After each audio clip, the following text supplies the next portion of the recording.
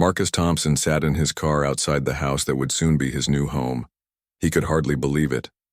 After 10 years of saving every penny he could, working overtime at the software company, and living in a tiny apartment across town, he finally had enough money to buy his dream house. The house stood before him like something from a magazine. It was a beautiful 2-story home with white walls and a red roof. The front yard had green grass that looked perfect, and there were colorful flowers planted along the walkway. Marcus had driven through this neighborhood many times before, always wishing he could live here someday. Now that day had come. Willowbrook Estates was the kind of place Marcus had dreamed about since he was a kid. The streets were clean and quiet. Every house looked well taken care of. There were big trees that gave shade in the summer. Kids could ride their bikes safely here. It was exactly the kind of place where Marcus wanted to start the next chapter of his life. Marcus got out of his car and walked to the front door. The real estate agent, Mrs. Peterson, was already waiting for him with a big smile on her face. She had been helping Marcus find the perfect house for months. She knew how important this moment was for him. "Congratulations, Marcus," Mrs. Peterson said as she handed him the keys. "You are now officially a homeowner in Willowbrook Estates. I know you're going to love it here."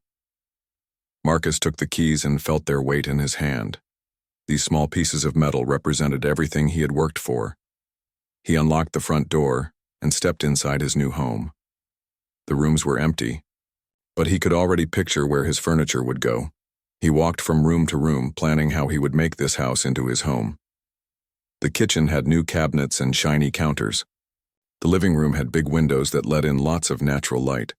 Upstairs, the master bedroom was bigger than his entire old apartment. Marcus stood at the bedroom window and looked out at his new neighborhood.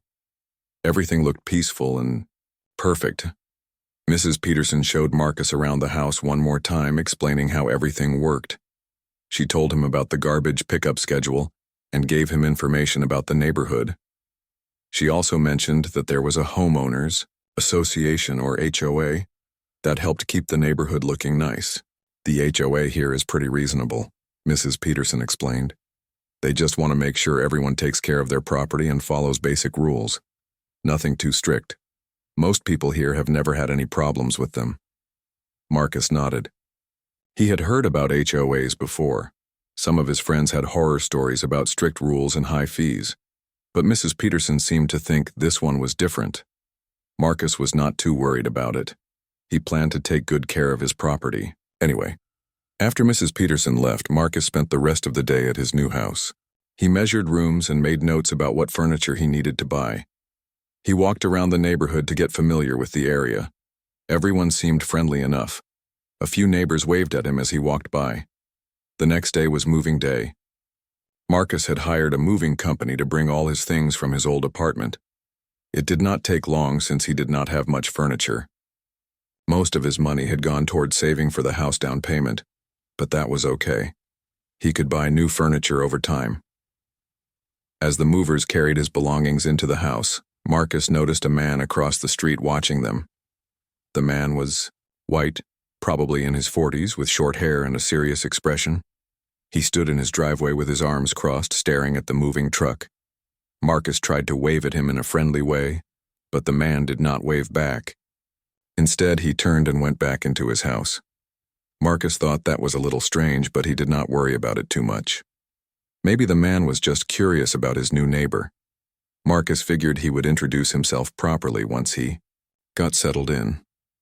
By evening, most of his things were in the house. Marcus was tired but happy. He ordered pizza for dinner and sat on his couch in his new living room. He looked around at the boxes that still needed to be unpacked and smiled. This was really happening. He was finally living in his dream neighborhood. The next morning was Saturday. Marcus woke up early and decided to go to the store to buy some things for the house. He needed cleaning supplies, light bulbs, and groceries. He got dressed and went outside to his car. His car was a 2022 BMW that he had bought just 6 months ago. It was black and shiny, and Marcus took very good care of it. He washed it every week and always parked it carefully. The car had cost him a lot of money, but it was worth it. Marcus had worked hard for everything he had. As Marcus got into his car, He noticed the same man from across the street watching him again. This time the man was standing at his front window, looking out through the curtains. When Marcus looked in his direction, the man quickly moved away from the window. Marcus started his car and backed out of his driveway. He drove slowly through the neighborhood, taking time to look at all the nice houses. Everything looked so clean and organized. The lawns were perfectly cut. The sidewalks were spotless. Even the fire hydrants looked like they had been painted recently. At the store, Marcus bought everything he needed and a few extra things for the house. He was excited to make his new place feel like home. He picked out some plants for the front yard and bought supplies to wash his car later. When Marcus got back to his house, he parked his car in the driveway, just like he had done the day before. He carried his shopping bags inside and started putting things away. Everything felt perfect. He was exactly where he wanted to be. Later that afternoon, Marcus decided to wash his car in the driveway. He set up his hose and got out his car washing supplies.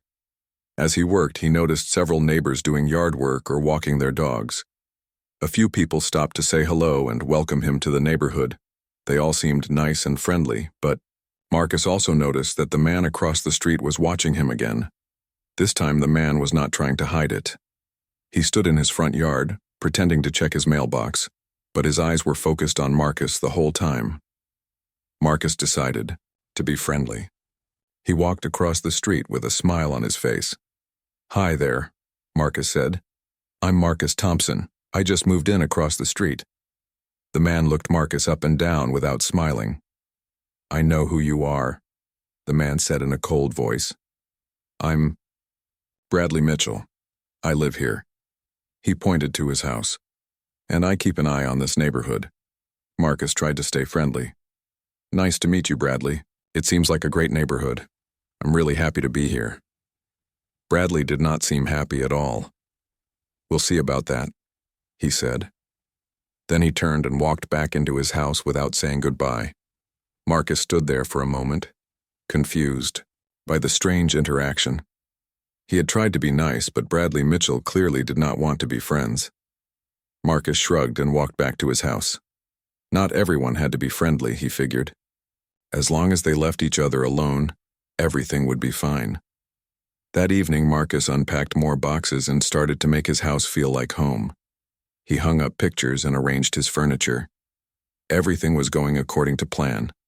He had his dream house in his dream neighborhood. What could go wrong? As Marcus got ready for bed that night, he looked out his bedroom window at the quiet street below. Everything looked peaceful. The streetlights cast a soft glow over the perfectly maintained neighborhood. Marcus felt grateful for how far he had come in life. He had no idea that his new neighbor, Bradley Mitchell, was already planning to make his life very difficult. Marcus thought he had found his perfect new home, but Bradley Mitchell had very different ideas about who belonged in Willowbrook Estates. The trouble was about to begin, and Marcus had no way of knowing what was coming next. Marcus had been living in his new house for exactly 3 days when everything started to go wrong. He was getting used to his new routine. Every morning he would drink coffee while looking out his kitchen window at the beautiful neighborhood. Then he would get ready for work and drive to his job at the software company downtown. On Wednesday morning, Marcus followed his usual routine. He made his coffee, checked his emails, and got dressed in his business clothes. He grabbed his laptop, bag and car keys, ready for another day at the office. Marcus was working on an important project at work, and he was excited about the progress they were making. When Marcus walked outside to his car, something immediately caught his attention. There was a white piece of paper stuck under his windshield wiper. At first, Marcus thought it might be an advertisement or maybe a note from a neighbor. But as he got closer, he could see that it was some kind of official-looking document. Marcus pulled the paper from under his windshield wiper and read it carefully. His stomach dropped as he realized what he was looking at. It was a citation, just like the kind police officers give for traffic violations. But this was not from the police. The header at the top said, "Willowbrook Estates Homeowners Association, Official Violation Notice." The citation was typed on official-looking paper with an HOA logo at the top. It looked very professional and serious. Marcus read the details with growing confusion and anger. According to the paper, he had violated HOA parking regulations by parking his vehicle in an unauthorized location for extended periods without proper notification. Marcus looked around his driveway in confusion. He was parked in his own driveway, exactly where any reasonable person would park their car. He had been parking in the same spot for 3 days without any problems. How could this possibly be a violation? The citation was signed by someone named Officer Bradley Mitchell, HOA Enforcement Division. Marcus immediately recognized the name. This was the unfriendly neighbor from across the street who had been watching him since he moved in. Now Bradley was claiming to be some kind of HOA officer. At the bottom of the citation, there was a phone number to call if Marcus wanted to dispute the violation. The fine amount was listed as $200, which had to be paid within 10 days or additional penalties would be added. Marcus could not believe what he was reading. Marcus was going to be late for work, but he decided to call the number right away. He needed to understand what was happening. The phone rang twice before someone answered. HOA Enforcement Division, Officer Mitchell speaking, said a voice that Marcus recognized as his neighbor Bradley. This is Marcus Thompson from 1247 Oak Street, Marcus said, trying to keep his voice calm. I found a citation on my car this morning and I think there might be some mistake. No mistake, Bradley replied in a cold official tone. You parked your vehicle in violation of HOA Regulation Section 4.2b, which clearly states that all vehicles must be registered with the HOA office before parking on property grounds for more than 48 hours. Marcus was confused. But I'm parked in my own driveway. I live here. I bought this house 3 days ago. That doesn't matter, Bradley said. The rules apply to everyone. New residents have a grace period of 48 hours to register their vehicles. You exceeded that time limit. The fine stands. Where exactly am I supposed to register my vehicle? Marcus asked. And why wasn't I told about this rule when I bought the house? The HOA office is located at the community center on Maple Drive, Bradley replied. Registration forms are available during business hours, Monday through Friday, 9 a.m. to 4 p.m. It's your responsibility as a new homeowner to familiarize yourself with all HOA regulations. Marcus had driven past the community center several times but had never noticed any HOA office there. He made a mental note to check it out after work. For now, he needed to get to his job. I'll go register my car today, Marcus said. Can you remove this citation since I'm taking care of it right away? Negative, Bradley replied, sounding more like a police officer than a neighbor. The violation has already been processed. The fine must be paid regardless of when you register your vehicle. This is about maintaining standards and ensuring all residents follow the rules from day one. Marcus felt his frustration growing. $200 was a lot of money for what seemed like a ridiculous rule. But he did not want to start a fight. With the HOA in his first week of living there, fine, Marcus said. I'll pay the fine and register my car today. But I think this rule is unreasonable for new residents who weren't informed about it. The rules are the rules, Bradley replied. Have a good day, Mr. Thompson. The phone call ended, leaving Marcus standing in his driveway feeling angry and confused. He had bought his dream house in what he thought was a reasonable neighborhood. But now he was dealing with what seemed like harassment from his neighbor, who apparently had some kind of official HOA position. Marcus drove to work that morning, thinking about the citation. Something about the whole situation felt wrong, but he could not put his finger on exactly what it was. Bradley Mitchell had sounded very official on the phone, like he really did have authority to issue citations, but Marcus wondered why his real estate agent had never mentioned any of these strict parking rules. At work, Marcus tried to focus on his projects, but he kept thinking about the citation.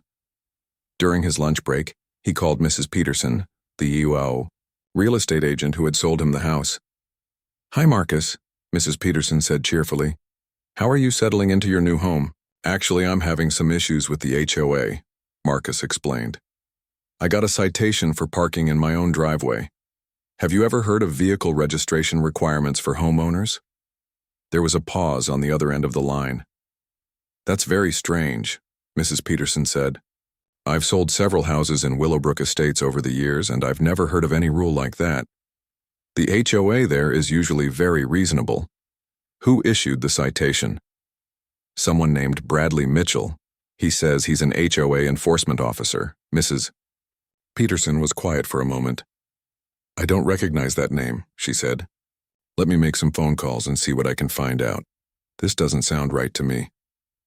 After work, Marcus drove to the community center on Maple Drive to look for the HOA office that Bradley had mentioned. The community center was a small building that housed a gym, some meeting rooms, and a few offices for local organizations. Marcus walked around the entire building, checking every door and sign, but he could not find any HOA office anywhere. Marcus asked the person at the front desk about the HOA office. The young woman looked confused and said she had never heard of an HOA office in the building. She showed Marcus a directory of all the organizations that had offices there, and the Homeowners Association was not listed.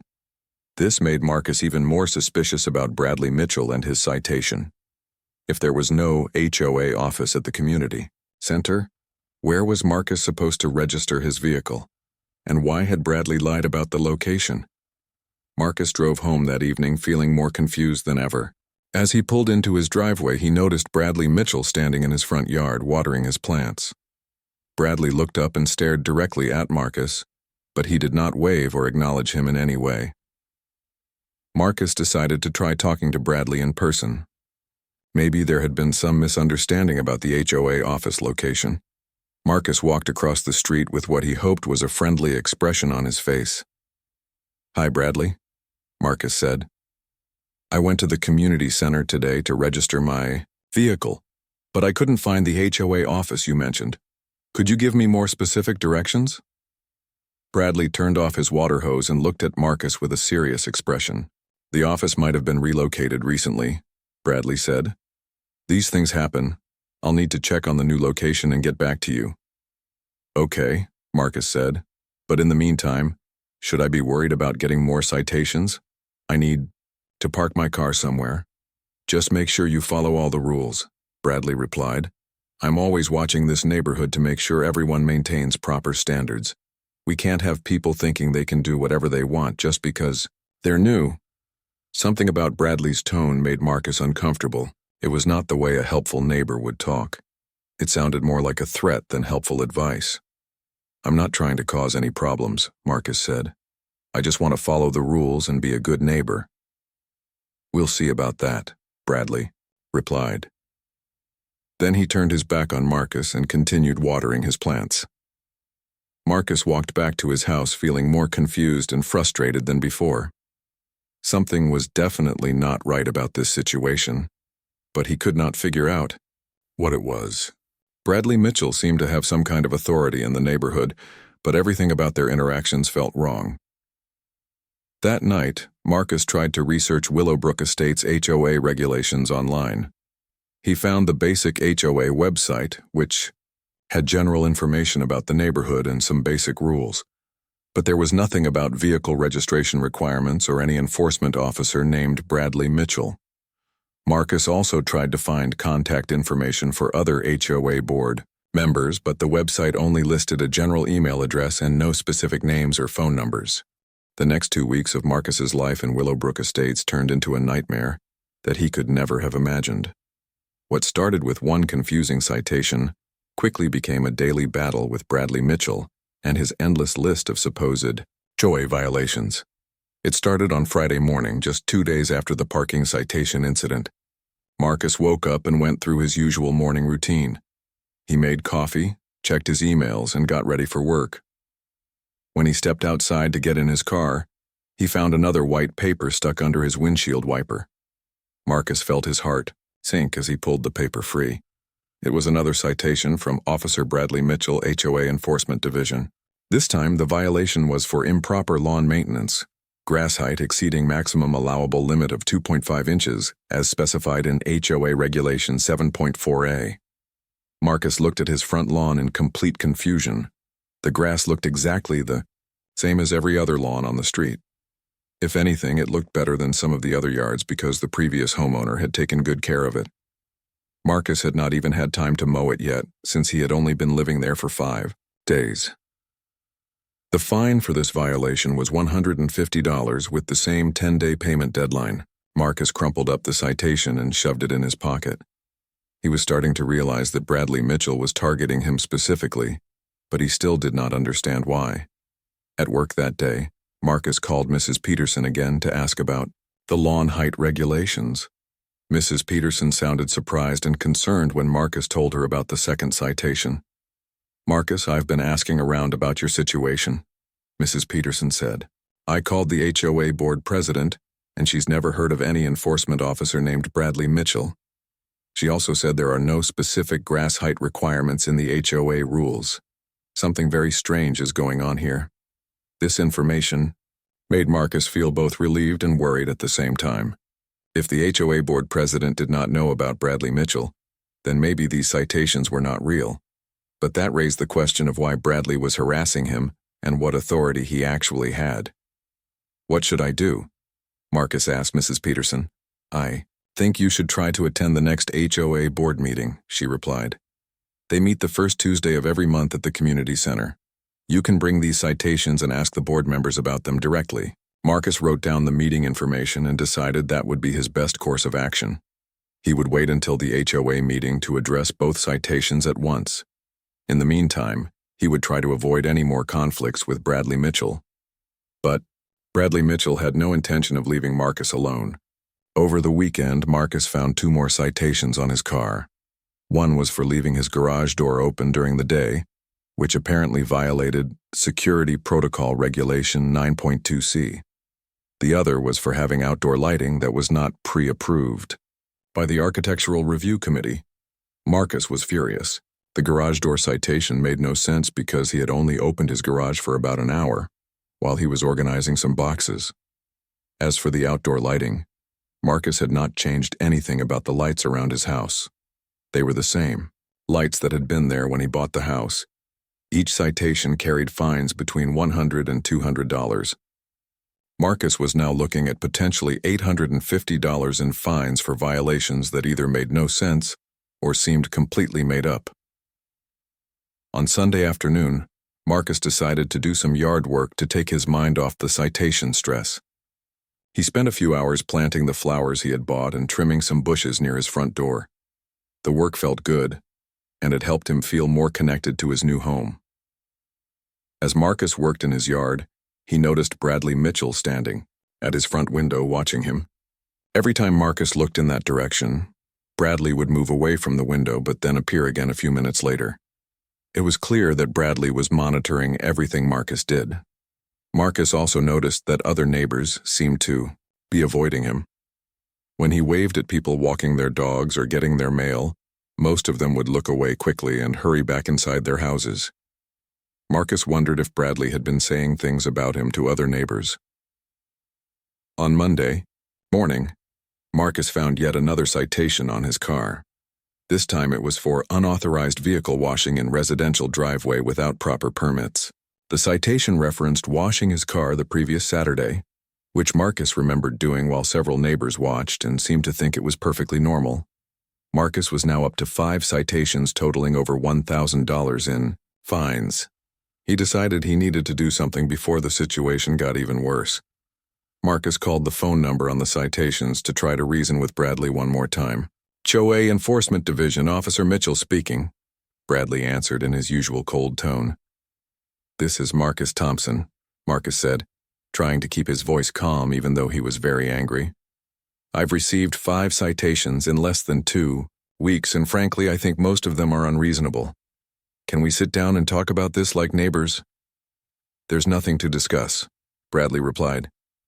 "You've violated multiple HOA regulations, and the fines have been properly assessed. If you have a problem with the rules, you can take it up with the board." "That's exactly what I plan to do," Marcus said. "I'll be attending the HOA meeting on Tuesday night." There was a pause on the other end of the line. "I'm afraid that's not possible," Bradley said. "HOA board meetings are by invitation only. They're not open to general residents unless you have specific business that's been pre-approved by the board." Marcus was shocked. "What do you mean by invitation only? I'm a homeowner here. Don't I have the right to attend HOA meetings?" "That's not how it works in this neighborhood," Bradley replied. "The board meets privately to discuss sensitive community matters. If you want to address something with the board, You need to submit a written request at least 30 days in advance. Marcus knew this was wrong. Every HOA he had ever heard of allowed homeowners to attend board meetings. But Bradley sounded so official and confident that Marcus started to doubt his own understanding of how these things worked. "Fine," Marcus said. "How do I submit a written request?" "You can mail it to the HOA office," Bradley replied. "The address is P.O. Box 7749 downtown." Marcus wrote down the address, but something about it seemed suspicious. Why would the HOA office be a post office box downtown instead of somewhere in the neighborhood? After work on Monday, Marcus drove to the post office to check on the address Bradley had given him. When he got there, he discovered that P.O. Box 7749 did not exist. The postal worker told Marcus that the post office only went up to box number 6000.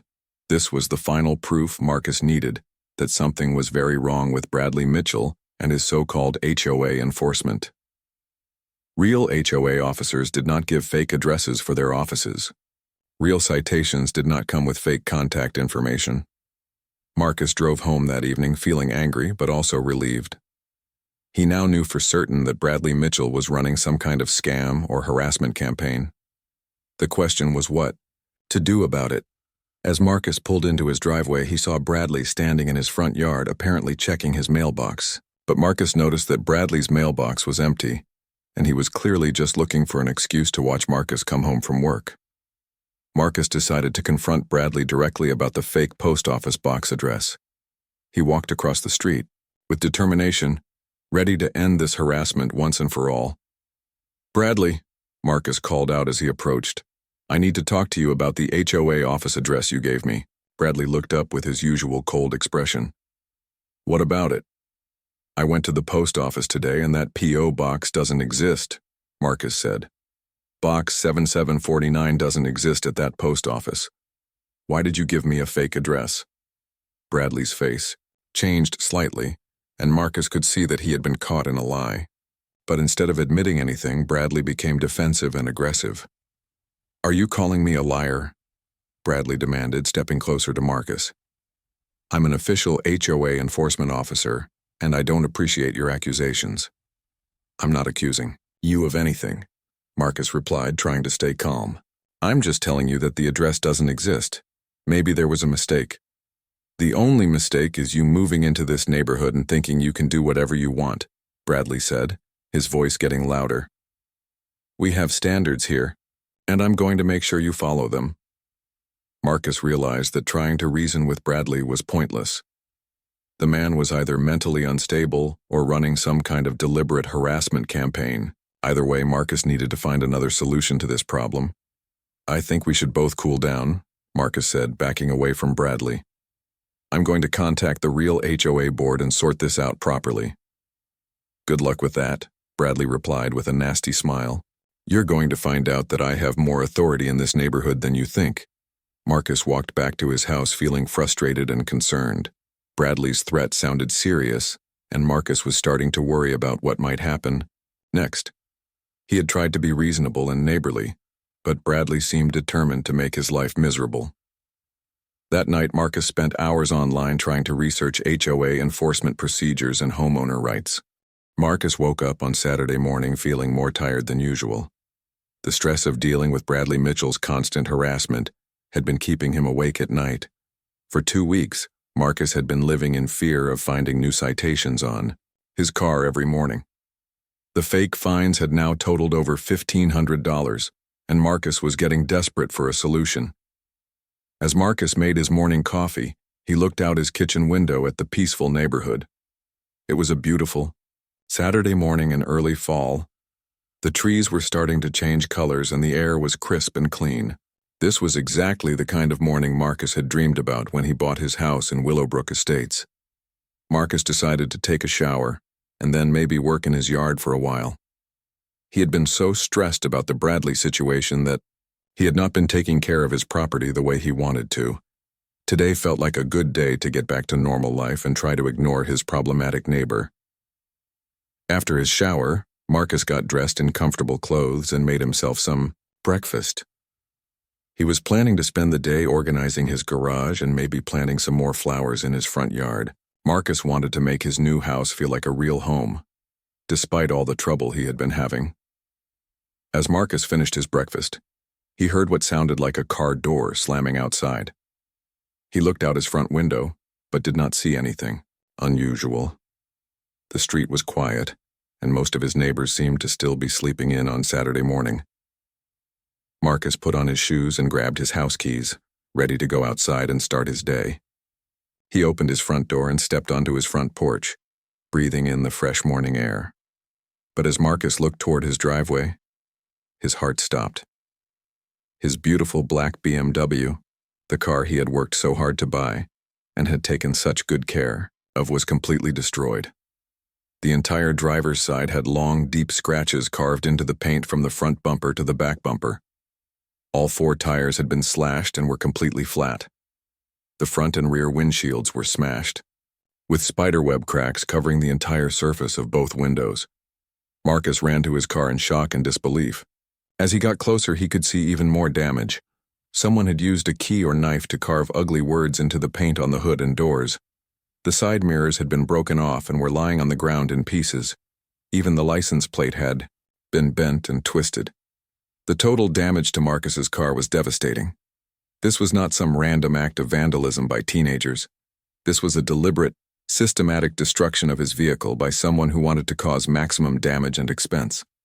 Marcus felt sick to his stomach as he walked around his car, taking in the full extent of what had been done. Marcus pulled out his phone and immediately called the police. His hands were shaking as he dialed 911. This level of vandalism was a serious crime, and whoever had done this needed to be arrested and prosecuted. 911, what's your emergency? The operator asked. My car has been vandalized, Marcus said, his voice shaking with anger and shock. Someone completely destroyed it overnight. I need police officers to come and take a report. Are you in any immediate danger? The operator asked. No, but my car is destroyed. Someone slashed my tires, broke my windows, and scratched up all the paint. This had to have taken a long time to do. It's not just random vandalism. The operator took down Marcus's address and told him that officers would be there within 30 minutes. Marcus hung up the phone and looked around his neighborhood. How could someone have spent so much time destroying his car without anyone seeing or hearing anything? As Marcus waited for the police, he remembered that he had installed a video doorbell when he moved in. The doorbell had a camera that recorded everything that happened in front of his house. If the vandalism had happened during the night, the camera should have recorded the whole thing. Marcus went inside and opened the app on his phone that controlled his doorbell camera. He scrolled back through the recordings from the previous night, looking for anything suspicious. At first, everything looked normal. The street was quiet and empty for most of the night. But then, at 2:17 a.m., Marcus saw something that made his blood run cold. A figure appeared on the camera, walking slowly up his driveway toward his car. The person was wearing dark clothes and appeared to be carrying something in their hands. As the figure got closer to Marcus's car, the camera's night vision clearly showed the person's face. It was Bradley Mitchell. Marcus watched in horror as the camera recorded Bradley methodically destroying his car. First, Bradley used what looked like a large key to scratch long lines down the entire length of the car's paint. Then he pulled out a knife and punctured each tire one by one. Finally, Bradley used a hammer to smash both windshields, taking his time to make sure the glass was completely destroyed. The whole process took Bradley almost 20 minutes. He was not trying to hide what he was doing. In fact, he looked directly at Marcus's doorbell camera several times during the vandalism, as if he wanted Marcus to know who was responsible. Marcus saved the video recording and felt a mixture of relief and anger. He finally had proof that Bradley Mitchell was behind all his problems. This video would show the police exactly who had destroyed his car and why. 25 minutes later, a police car pulled up in front of Marcus's house. Marcus went outside to meet the officers, bringing his phone with the video evidence. He was ready to show them exactly what Bradley Mitchell had done. But when the police car door opened, Marcus could not believe who stepped out. It was Bradley Mitchell himself, wearing a police uniform and walking toward Marcus with a serious expression on his face. "Good morning, Mr. Thompson," Bradley said in his official voice. "I understand you called in a report about vehicle vandalism?" Marcus stood frozen in shock. Bradley Mitchell was a police officer? How was this possible? And if Bradley was a real police officer, why had he been harassing Marcus with fake HOA citations? Officer Mitchell, Marcus said slowly, trying to process what was happening. Yes, I called about my car being vandalized. Bradley walked around Marcus's destroyed car, taking notes on a small pad of paper. He examined the damage carefully, as if he was seeing it for the first time. Marcus watched in amazement as Bradley pretended to investigate the crime that he himself had committed just a few hours earlier. "This is quite extensive damage," Bradley said, shaking his head. "Do you have any idea who might have done this? Any enemies or people who might want to cause you trouble?" Marcus felt like he was losing his mind. Bradley was standing right there, pretending to investigate the vandalism that Marcus had video proof of him committing. This was beyond harassment now. This was something much more serious and disturbing. "Actually, I do have some idea," Marcus said carefully. "I have a video recording from my doorbell camera that shows exactly what happened." Bradley looked up from his notepad with interest. "Really? That's excellent. Video evidence will make this case much easier to solve. Can you show me the recording?" Marcus hesitated.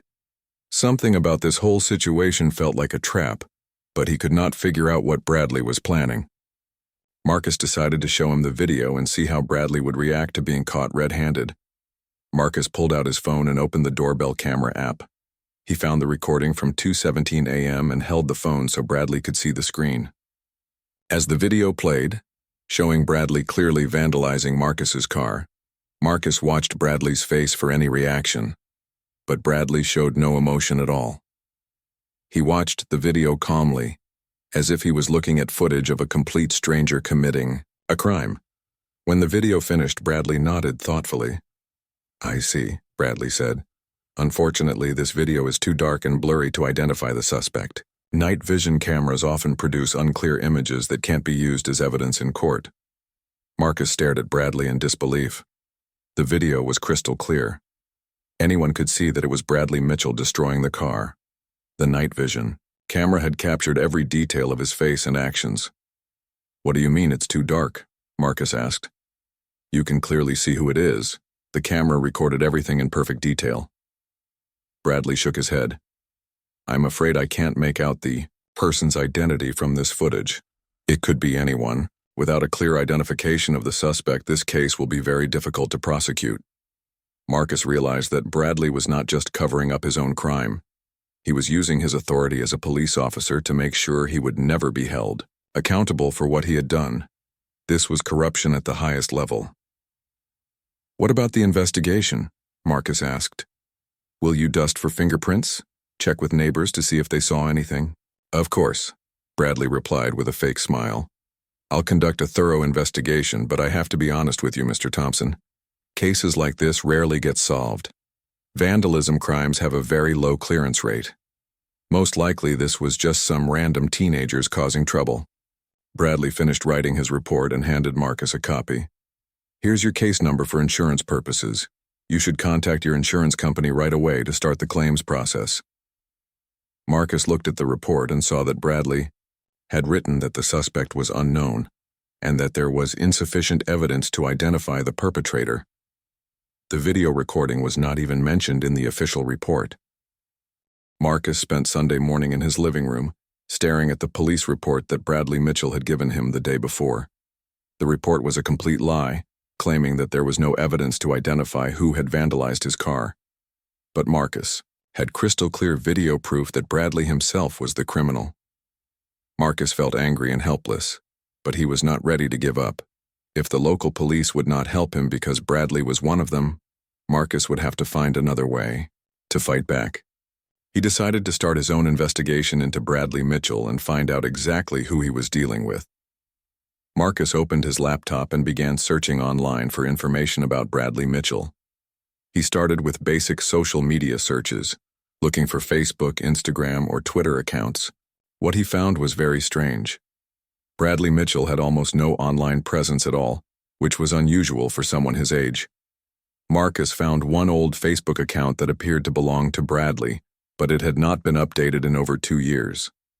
The profile picture showed Bradley in what looked like a police uniform, standing next to a police car. There were very few posts, and most of them were about police work and law enforcement topics. But as Marcus looked more carefully at the Facebook account, he noticed something odd. The police uniform in Bradley's profile picture did not look quite right. The badge and patches seemed different from what Marcus had seen Bradley wearing when he responded to the vandalism call. Marcus decided to dig deeper into Bradley's background as a police officer. He went to the official website for the local police department and looked for a directory of officers. He searched through every page, looking for Bradley Mitchell's name or photograph. But Bradley was not listed anywhere on the police department's website. This discovery made Marcus very suspicious. If Bradley was really a police officer with the local department, why was his name not on their official website? Marcus called the police department's main number and asked to speak with Officer Bradley Mitchell. "I'm sorry," the woman who answered the phone said. "We don't have any officer by that name working here. Are you sure you have the right department?" Marcus was shocked. "He responded to a call at my house yesterday morning. He was wearing a police uniform and driving a police car with your department's markings." "That's very strange," the woman replied. "Can you describe this person? Maybe you misheard his name." Marcus described Bradley's appearance and told the woman about the vandalism call. The woman put Marcus on hold for several minutes while she checked with her supervisors. When she came back on the line, she sounded concerned. "Sir, we have no record of any officer responding to a vandalism call at your address yesterday," she said. "And we definitely don't have any officer named Bradley Mitchell. If someone impersonated a police officer at your location, that's a very serious crime. You should come down to the station and file a report immediately." Marcus hung up the phone with his mind racing. Bradley Mitchell was not a real police officer. He had been impersonating a law enforcement officer, which was a federal crime. But this discovery raised even more questions. Where had Bradley gotten a police uniform and car? And why was he targeting Marcus specifically? Marcus decided to visit the police station in person to file a report about Bradley's impersonation. But first he wanted to gather more evidence. Marcus spent the next several hours researching everything he could find about Bradley Mitchell and police impersonation crimes. What Marcus discovered was deeply disturbing.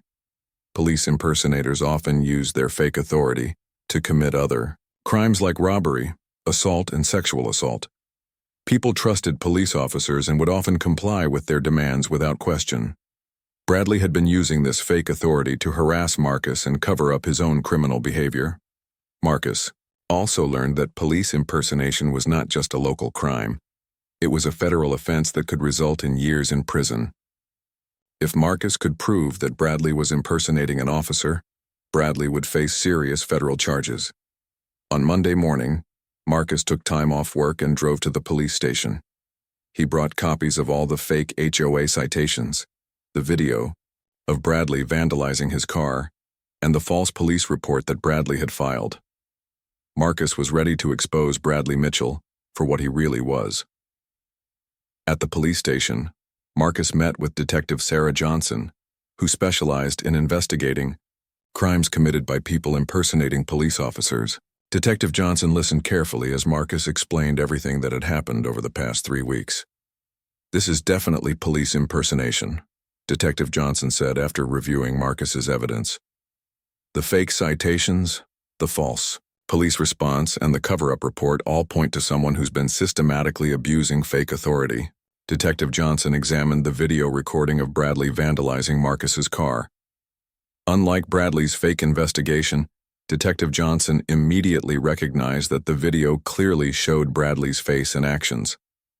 "This is excellent evidence," Detective Johnson said. "We can definitely identify the suspect from this recording. Combined with the police impersonation charges, this person is looking at serious federal prison time." Marcus felt relieved for the first time in weeks. Finally, someone in law enforcement was taking his situation seriously and treating it like the serious crime it was. "What's our next step?" Marcus asked. "First, I need to verify that this Bradley Mitchell person doesn't work for any law enforcement agency in the area," Detective Johnson replied. Sometimes officers work for multiple departments or agencies. I want to make sure we have all the facts before we move forward.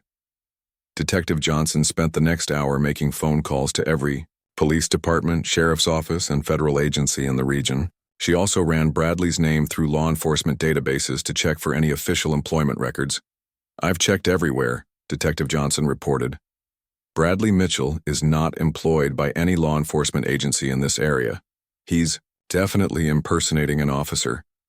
Detective Johnson then ran a more detailed background check on Bradley Mitchell. What she found made the situation even more serious. Mr. Thompson, Detective Johnson said, looking at her computer screen with a concerned expression. Bradley Mitchell was employed as a police officer, but he was fired from the city police department 6 months ago. Marcus felt his stomach drop. Fired for what? Multiple complaints of excessive force and misconduct, Detective Johnson replied. There were also allegations of harassment and abuse of authority. The department fired him before any criminal charges were filed, but there were several internal investigations. This information explained a lot about Bradley's behavior. He had been a real police officer who had lost his job for abusing his authority. Now he was continuing to abuse fake authority against innocent people like Marcus. So he knows how to act like a police officer because he used to be one, Marcus said. Exactly, Detective Johnson replied. He knows police procedures. He knows how to talk like an officer, and he probably still has access to police equipment from his previous job. This makes him much more dangerous than a typical police impersonator. Detective Johnson explained that Bradley's previous employment as a police officer would actually make his impersonation crimes more serious. The courts took these cases very seriously when they involved former officers who should have known better. What do we do now? Marcus asked. Now we build a case, Detective Johnson replied. I'm going to start surveillance on Bradley Mitchell to document his impersonation activities. I also want to see if he's targeting other people in your neighborhood. Detective Johnson gave Marcus her direct phone number and told him to call immediately if Bradley contacted him again or tried to issue any more fake citations. She also advised Marcus to install additional security cameras around his property to document any future harassment. One more thing, Detective Johnson said. Don't confront Bradley or let him know that you're on to him. We want to catch him in the act of impersonating an officer so we can arrest him with solid evidence. Marcus left the police station feeling hopeful for the first time since moving to Willowbrook Estates. Detective Johnson seemed competent and committed to stopping Bradley's crimes. Marcus finally had a real police officer on his side. But Marcus also felt angry about everything Bradley had put him through. The fake citations, the destroyed car, and weeks of stress and fear had all been caused by a disgraced former cop who was taking out his anger on innocent people. As Marcus drove home, he thought about all the money he had spent dealing with Bradley's harassment. The car repairs, the time off work, and the stress had cost Marcus thousands of dollars. Bradley Mitchell had turned Marcus's dream home into a nightmare, and Marcus wanted justice. When Marcus got home, he noticed Bradley's car in the driveway, across the street. Marcus wondered if Bradley had any idea that his crimes were finally being investigated by real police officers. Marcus hoped that Bradley felt safe and confident, because that would make it easier for Detective Johnson to catch him.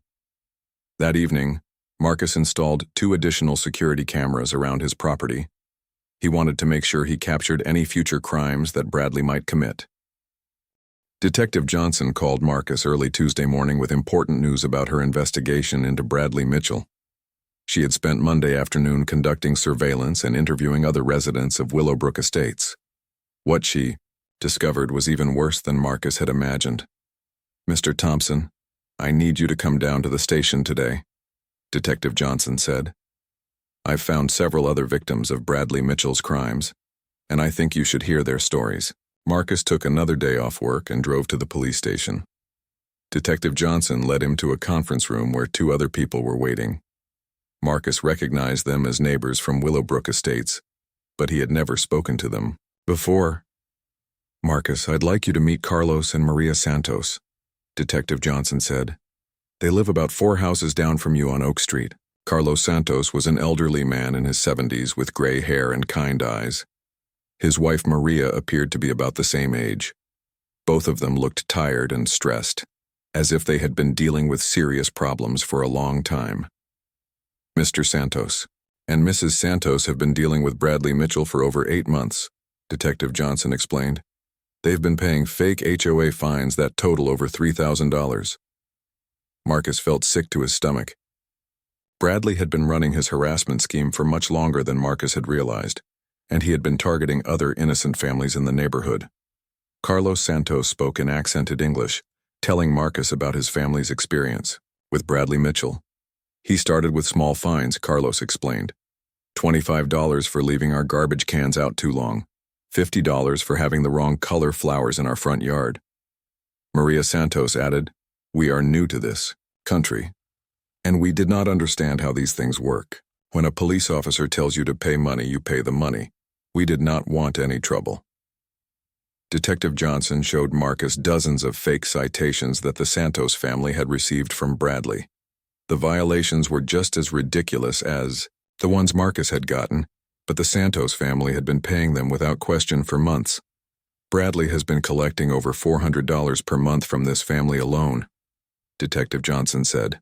And they're not the only ones. Detective Johnson then introduced Marcus to the third person in the room, a woman named Jennifer Kim who lived on the next street over from Marcus. Jennifer was a single mother with 2 young children who worked 2 jobs to support her family. Bradley has been targeting me for 6 months, Jennifer explained. He gives me citations for things like my children's bicycles being in the front yard or my car being parked 1 inch over my property line. I've paid over $2,000 in fake fines because I was afraid he would have my children taken away. Marcus was horrified to learn that Bradley had been threatening Jennifer's children as part of his harassment campaign. Using fake police authority to threaten children was one of the most disgusting crimes Marcus could imagine. "How did you finally realize the citations were fake?" Marcus asked Jennifer. "When I saw the news story about your case yesterday," Jennifer replied. "A reporter interviewed you about police impersonation, and I realized that's exactly what had been happening to me." Marcus was confused. "What news story? I haven't talked to any reporters." Detective Johnson smiled. "I contacted a local investigative reporter yesterday to help expose Bradley's crimes. The story ran on the evening news last night and will be in today's newspaper. We're hoping it will encourage other victims to come forward." Detective Johnson showed Marcus a copy of the newspaper article. The headline read, "Former police officer accused of harassment scheme in local neighborhood." The article described Bradley's police impersonation and fraud crimes, and it included Marcus's story about the vandalized car. "The reporter wants to interview you and the other victims for a follow-up story," Detective Johnson said. "Public attention will help build pressure for federal prosecutors to pursue serious charges against Bradley." Marcus agreed to the interview. He wanted everyone to know what Bradley Mitchell had been doing to innocent families in Willowbrook Estates. The more public attention the case received, the harder it would be for Bradley to escape justice. Over the next several hours, Marcus, Carlos, Maria, and Jennifer shared their stories with each other. They compared the fake citations they had received and realized that Bradley had been using the same basic harassment tactics against all of them. But Detective Johnson had discovered something even more disturbing about Bradley's victim selection. All of his targets were minorities or people who might be afraid to challenge police authority. Carlos and Maria were Hispanic immigrants. Jennifer was a single Asian American mother. Marcus was African American. Bradley had deliberately chosen victims who he thought would be too scared or powerless to fight back. "This isn't just fraud and police impersonation," Detective Johnson explained. "This is a pattern of civil rights violations. Bradley has been targeting people based on their race and immigration status. Civil rights violations were federal crimes that carried much more serious penalties than simple fraud. If prosecutors could prove that Bradley had selected his victims based on their race or national origin, he could face decades in federal prison." Detective Johnson had also discovered how Bradley had been operating his scheme. After being fired from the police department, Bradley had kept his old uniform and some police equipment. He had been using these items to maintain his fake authority in the neighborhood.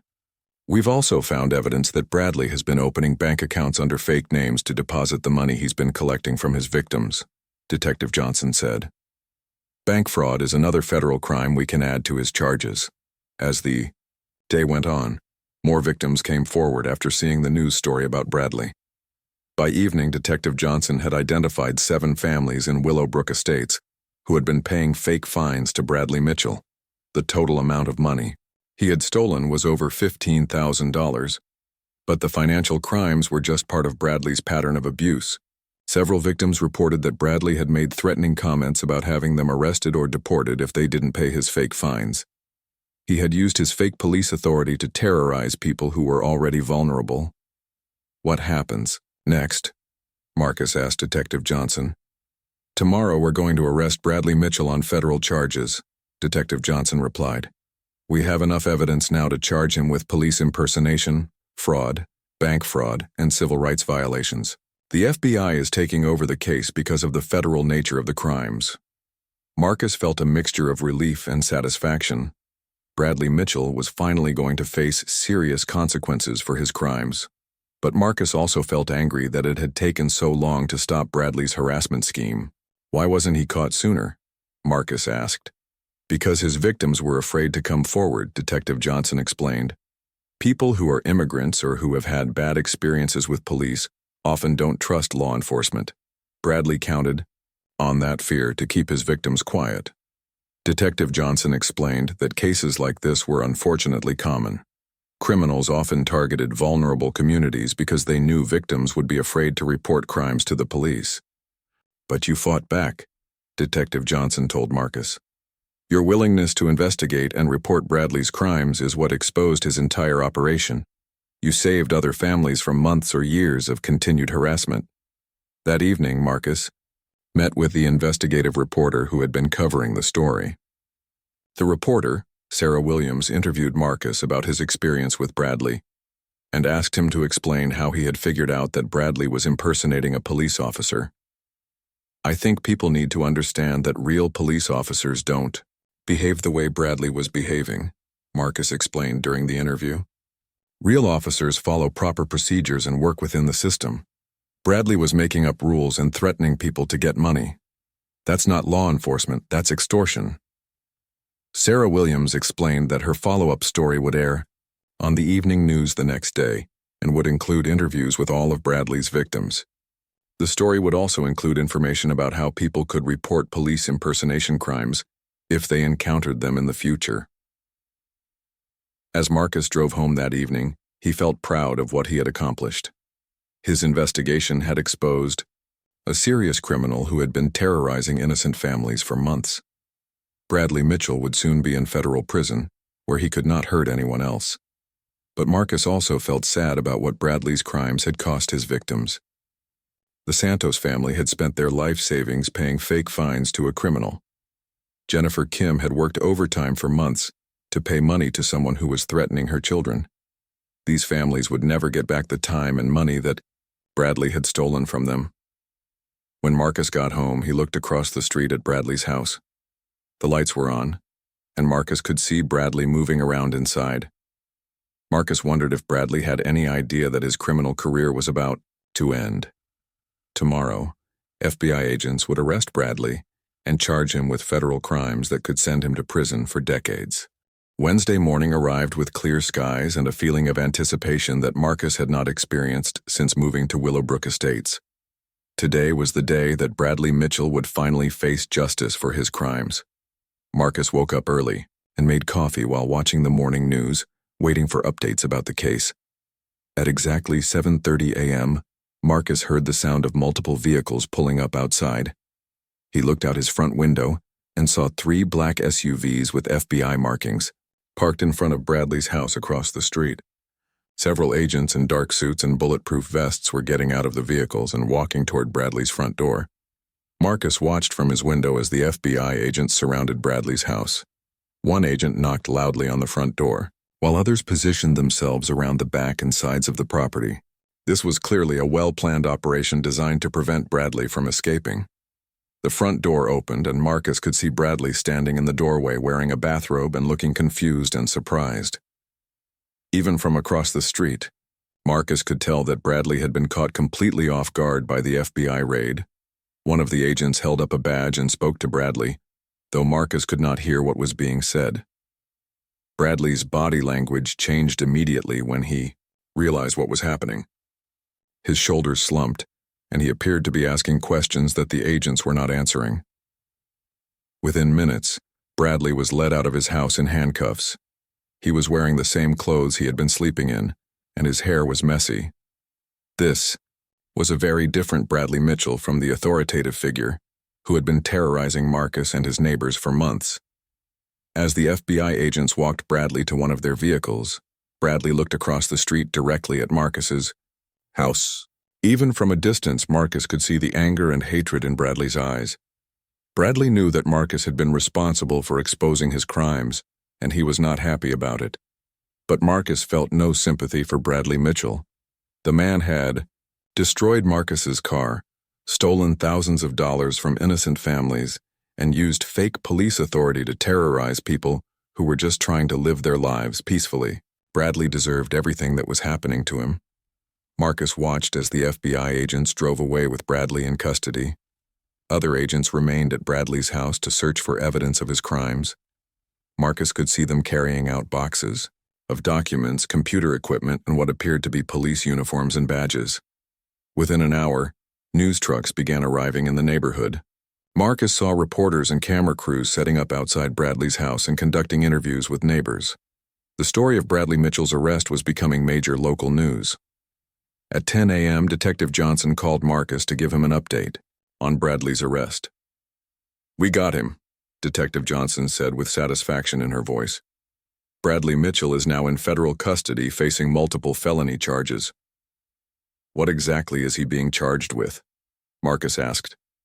"Police impersonation, mail fraud, wire fraud, bank fraud, and federal civil rights violations," Detective Johnson replied. "If he's convicted on all charges, he could face up to 25 years in federal prison." Detective Johnson explained that the FBI had found extensive evidence of Bradley's crimes during their search of his house. They had discovered fake police, badges, forged documents, and detailed records of all the money Bradley had collected from his victims. "He kept meticulous records of his scam," Detective Johnson said. "We found spreadsheets showing how much money he collected from each family, and copies of all the fake citations he issued. This evidence will make it very easy to convict him." The FBI had also found evidence that Bradley had been planning to expand his operation to other neighborhoods. He had maps of nearby communities with notes about potential targets and strategies for establishing fake authority in new areas. "You stopped a criminal who was just getting started," Detective Johnson told Marcus. "If you hadn't fought back, Bradley might have victimized dozens more families." Detective Johnson also told Marcus that Bradley had confessed to vandalizing Marcus's car after being confronted with the video evidence. He had initially tried to deny it, but the video was so clear that lying was pointless. "Bradley claimed he vandalized your car because you were disrespecting his authority," Detective Johnson said. "He still doesn't seem to understand that he never had any real authority to begin with." That afternoon, Marcus watched the news coverage of Bradley's arrest on television. The story was the lead item on every local news station.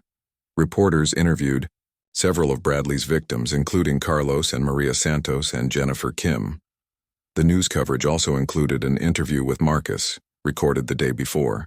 Marcus explained how he had discovered that Bradley was impersonating a police officer and how he had worked with Detective Johnson to expose the fraud scheme.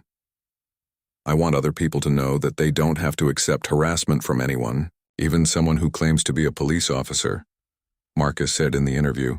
"Real police officers follow proper procedures and work within the legal system. If someone is demanding money or threatening you without following proper procedures, you should report it immediately." The news story also included information about how people could verify whether someone was really a police officer. The reporter recommended that people ask to see proper identification and call the police department to confirm that the officer was legitimate. As Marcus watched the news coverage, he felt proud of the role he had played in stopping Bradley's crimes, but he also felt sad for all the families who had been victimized before Bradley was caught. That evening, Marcus received a phone call from a lawyer named David Rodriguez, who specialized in civil rights cases. Mr. Rodriguez had seen the news coverage and wanted to discuss filing a civil lawsuit against Bradley Mitchell. You and the other victims have strong cases for civil damages, Mr. Rodriguez explained. Bradley violated your civil rights and caused significant financial and emotional harm. A civil lawsuit could help you recover money for your damages. Marcus was interested in pursuing a civil lawsuit, but he wanted to know more about what it would involve. Mr. Rodriguez explained that civil cases were separate from criminal cases and had different standards of proof. In the criminal case, Bradley will face prison time if he's convicted, Mr. Rodriguez said. In a civil case, you can seek financial compensation for all the harm he caused you. Mr. Rodriguez estimated that Marcus could potentially recover damages for his car repairs, lost time from work, emotional distress, and punitive damages designed to punish Bradley for his deliberate misconduct. How much money are we talking about? Marcus asked. It's hard to say exactly, but based on similar cases, you could potentially recover between $50,000 and $150,000, Mr. Rodriguez replied. The exact amount would depend on what a jury decides is fair compensation for what you went through. Marcus decided to meet with Mr. Rodriguez the next day to discuss filing a civil lawsuit. Marcus wanted Bradley to pay for all the damage he had caused, not just face criminal penalties.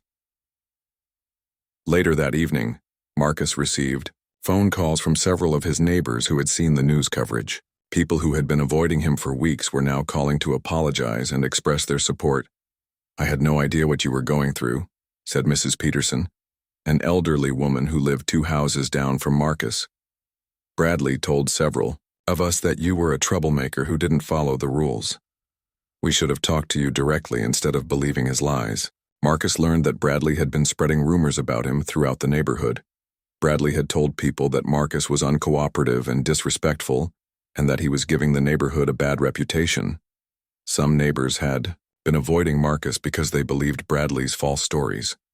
Bradley seemed so official and authoritative, Mrs. Peterson explained. When a police officer tells you that someone is causing problems, you tend to believe them. We should have been more skeptical. Marcus forgave his neighbors for believing Bradley's lies. He understood that Bradley had been very convincing in his role as a fake authority figure. The important thing was that the truth was now public and Bradley could not hurt anyone else. As Marcus got ready for bed that Wednesday night, he looked out his window at Bradley's empty house across the street. For the first time in weeks, Marcus felt completely safe and peaceful in his own home. The nightmare that had started with a fake parking citation was finally over. Bradley Mitchell was in federal custody, facing decades in prison for his crimes. The news coverage had warned other communities about police impersonation scams, and Marcus had learned that fighting back against injustice was always worth the effort, even when it seemed impossible. Marcus fell asleep that night knowing that justice was finally being served. Tomorrow would bring new challenges as he worked, with lawyers and prosecutors to make sure Bradley faced full consequences for his crimes. But tonight Marcus could rest peacefully, knowing that his neighborhood was finally safe from the fake police officer who had terrorized so many innocent families. The tables had finally turned. Bradley Mitchell, who had used fake authority to control and intimidate others, was now powerless in a federal jail cell. Meanwhile, 6 months after Bradley Mitchell's arrest, Marcus sat in a federal courthouse watching as the judge delivered the final sentence in the criminal case. The courtroom was packed with Bradley's victims, reporters, and federal prosecutors who had worked tirelessly to ensure justice was served. Mr. Mitchell, the judge said, looking down at Bradley with a stern expression, you have been found guilty on all counts of police impersonation, fraud, civil rights violations, and obstruction of justice. Your actions represent a serious abuse of the trust that citizens place in law enforcement officers.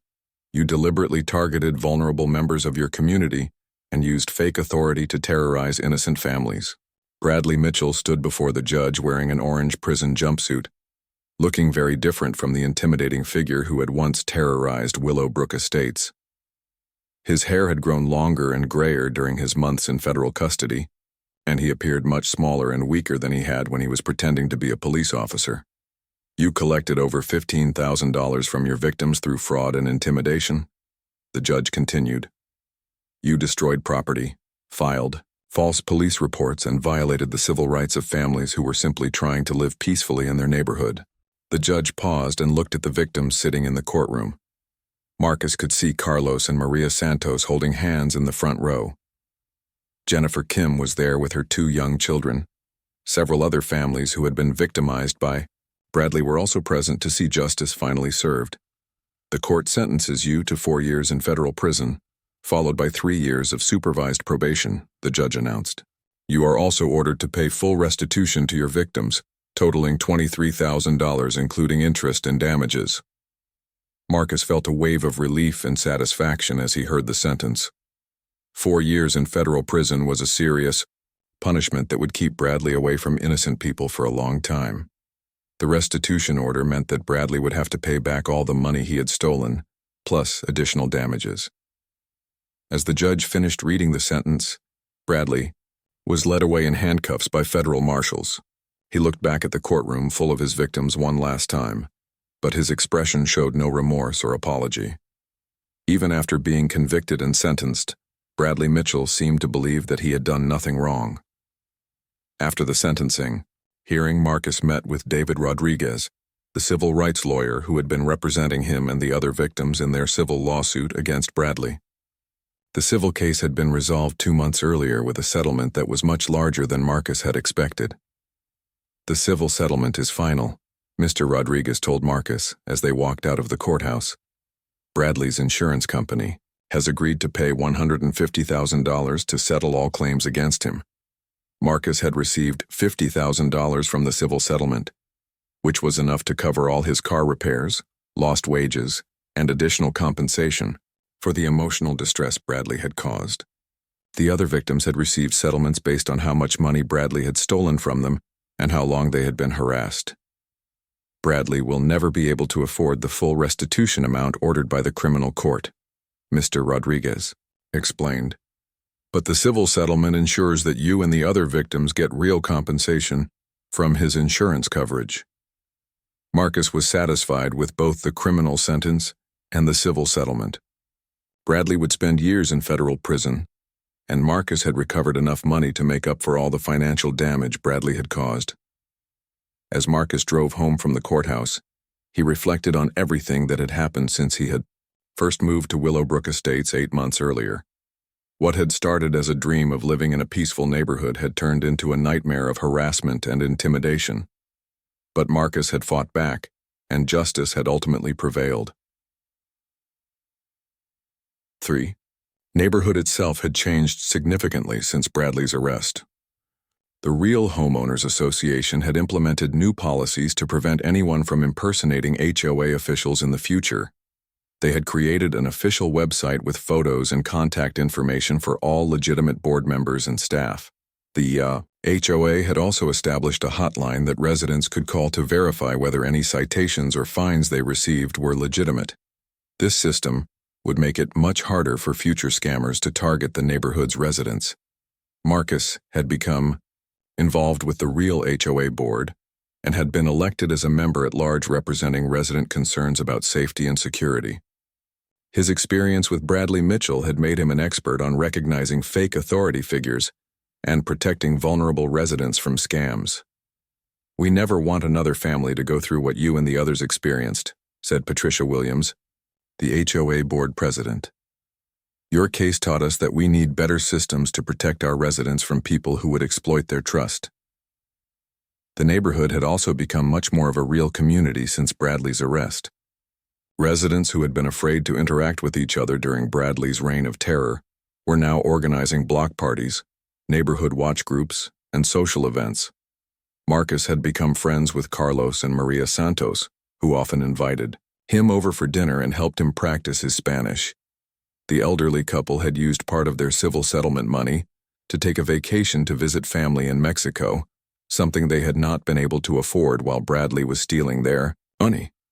Jennifer Kim had used her settlement money to take time off work and spend more time with her children. She had also started a support group for other single parents in the neighborhood, creating the kind of community network that Bradley had tried to destroy.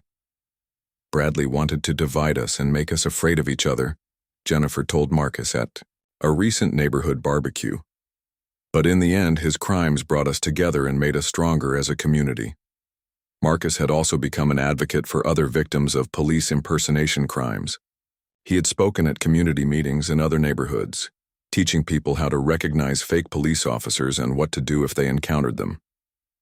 Detective Johnson had invited Marcus to speak at police training sessions about how criminals used fake authority to exploit vulnerable communities. Marcus's story had become a case study that helped real police officers understand how to investigate and prevent impersonation crimes. Your willingness to fight back and gather evidence made this case much easier to prosecute, Detective Johnson told Marcus. Most victims of police impersonation are too scared to come forward. But you showed that regular citizens can successfully challenge fake authority when they know what to look for. The news coverage of Bradley's case had also led to several other police impersonation cases being solved in nearby communities.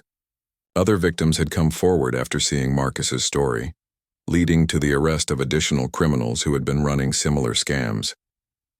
As Marcus pulled into his driveway that evening after the sentencing hearing, he looked across the street at Bradley's former house. The property had been sold to a young family with 2 small children who were excited to be living in Willowbrook Estates. Marcus had met the new neighbors, the Johnson family, and had told them about the neighborhood's recent history. They were grateful for Marcus's honesty and had asked him to help them get involved with community activities. "We heard about what you did to stop that fake police officer," Mr. Johnson had told Marcus. "We feel safer knowing that neighbors like you are willing to stand up and protect each other." That night, Marcus sat on his front porch enjoying the peaceful evening and thinking about how much his life had changed since moving to Willowbrook Estates. The dream house he had bought was still everything he had hoped it would be, but the neighborhood had become something even better than he had originally imagined. Instead of just being a quiet place to live, Willowbrook Estates had become a real community where neighbors looked out for each other and worked together to solve problems. Marcus had found not just a house but a real home surrounded by people who cared about each other's well-being. The nightmare with Bradley Mitchell was finally over, but the positive changes it had brought to the community would last much longer. Marcus had learned that standing up to injustice was always worth the effort, even when it seemed impossible or dangerous. As Marcus got ready for bed that night, he felt grateful for Detective Johnson, Mr. Rodriguez, and all the other people who had helped him fight Bradley's crimes. He also felt proud of his own courage in refusing to be intimidated by a fake authority figure. Most importantly, Marcus felt hopeful about the future. Bradley Mitchell was in federal prison where he could not hurt anyone else. The Willowbrook Estates community was stronger and more united than ever before, and Marcus had discovered that ordinary people could make a real difference when they were willing to stand up for what was right. Marcus fell asleep that night in his dream house, in his dream neighborhood, surrounded by real friends and neighbors who had his back. The fake police officer who had tried to destroy his life was gone forever, but the positive changes Marcus had brought to his community would last for years to come. Justice had been served, and healing had begun.